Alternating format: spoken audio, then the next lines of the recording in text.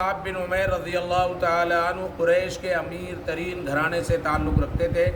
اسلام سے قبل بڑے ناز و نعمت میں پلے تھے۔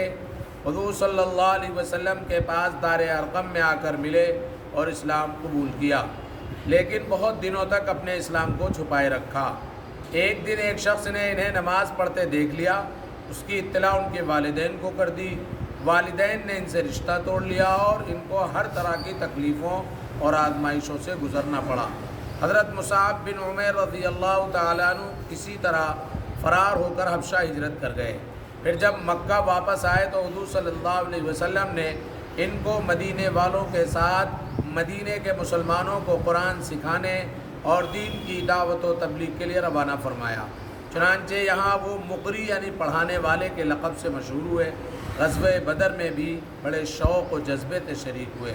وہ سن 3 ہجری میں غزوہ احد کے موقع پر اسلامی جھنڈے کو سنبھالے ہوئے رسول اللہ صلی اللہ علیہ وسلم کے سامنے بڑی بے جگری سے دشمنوں کا مقابلہ کر رہے تھے کہ اسی حال میں شہید ہو گئے۔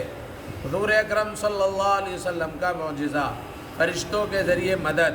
حضرت سعد بن ابی وقاص رضی اللہ تعالیٰ عنہ فرماتے ہیں کہ میں نے جنگ احد کے دن رسول اللہ صلی اللہ علیہ وسلم کی دائیں بائیں جانب رعایت سفید کپڑے پہنے ہوئے 2 شخصوں کو دیکھا جو رسول اللہ صلی اللہ علیہ وسلم کی طرف سے خوب لڑ رہے تھے، جنہیں میں نے نہ اس سے پہلے کبھی دیکھا تھا اور نہ بعد میں دیکھا۔ اور وہ 2 شخص حضرت جبرائیل اور حضرت میکائیل علیہ السلام تھے۔ ایک فرض کے بارے میں باوضو مسجد جانا۔ رسول اللہ صلی اللہ علیہ وسلم نے فرمایا جو شخص اچھی طرح وضو کرے پھر مسجد میں نماز کے لیے جائے اور وہاں پہنچ کر معلوم ہو کہ جماعت ہو چکی تو اس کو جماعت کی نماز کا ثواب ہوگا، اور اس ثواب کی وجہ سے ان لوگوں کے ثواب میں کچھ کمی نہیں ہوگی جنہوں نے جماعت سے نماز پڑھی ہے۔ ایک سنت کے بارے میں بیت الخلاء میں جانے اور باہر آنے کی دعا۔ جب بیت الخلاء جائے تو یہ دعا پڑھے، اللہم انی اعوذ بک من الخبث والخبائث۔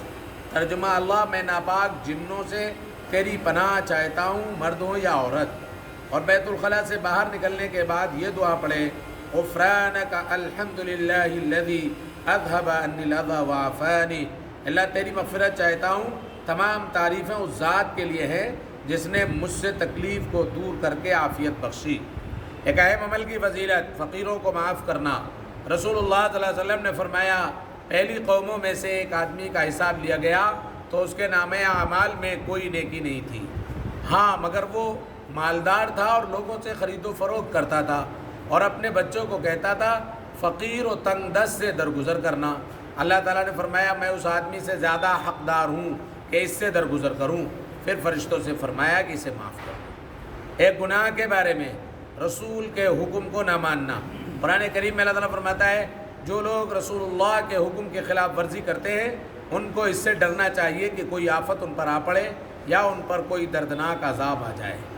دنیا کے بارے میں رزق حکمت خداوندی سے ملتا ہے۔ قرآن کریم میں اللہ تعالیٰ فرماتا ہے اگر اللہ تعالیٰ اپنے سب بندوں کے لیے رزق کشادہ کر دیتا تو ضرور زمین میں فساد کرنے لگتے، لیکن وہ جس قدر چاہتا ہے اندازے کے مطابق روزی اتارتا ہے اور وہ اپنے بندوں سے باخبر ہے اور ان کو دیکھنے والا ہے۔ آخرت کے بارے میں قبر آخرت کی پہلی منزل۔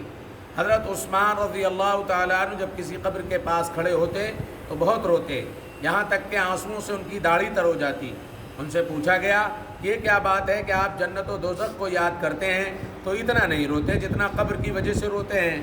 آپ صلی اللہ علیہ وسلم نے جواب دیا، رسول اللہ صلی اللہ علیہ وسلم فرماتے تھے قبر آخرت کی منزلوں میں سے پہلی منزل ہے، بس اگر بندہ اس سے نجات نہ پا سکا تو اس کے بعد کی منزلیں اس سے بھی زیادہ کٹھن ہیں۔ طب نبوی سے علاج، سفر جل یعنی پیار کے فوائد۔ رسول اللہ صلی اللہ علیہ وسلم نے فرمایا سفر جل کھاؤ کیونکہ یہ دل کو راحت و قوت پہنچاتا ہے اور پیدا ہونے والے بچے کو حسن کو بڑھاتا ہے۔ نبی کریم صلی اللہ علیہ وسلم کی نصیحت۔ رسول اللہ صلی اللہ علیہ وسلم نے فرمایا انسان کو اپنی ہر ضرورت اللہ سے مانگنی چاہیے، یہاں تک کہ اگر جوتے کی پٹی بھی ٹوٹ جائے تو اللہ سے ہی مانگے۔